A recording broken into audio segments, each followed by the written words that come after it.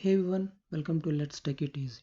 So in this video I'm going to explain you how to create a restore point and how to restore your system to that point. So if you think an application or the driver that you have recently installed is causing problems with your PC, you can restore Windows back to earliest point in that time. This point is called as restore point. So system restore doesn't change any of your personal files. It might uninstall the recently installed apps or the drivers that you have installed recently. So to create a system restore point, just go to search and type create a restore point. So once you type create a restore point, under system protections you can see an option called create. Just click create here and type description of your choice. I am just typing system restore here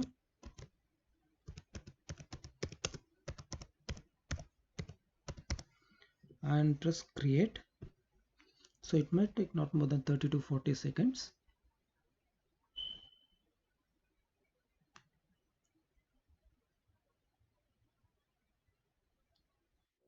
It's done. It says the restore point was successfully created.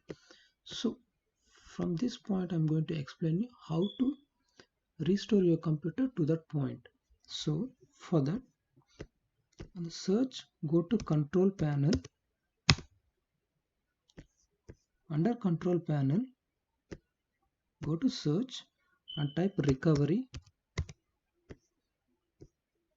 So you can see an option called recover here. Just click on recovery and you can see three options here. One is a create recover drive, open system restore.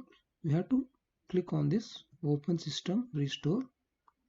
So once you click on open system restore, just type next here. Just click on next and you can see the option called system restore, which we have just now created.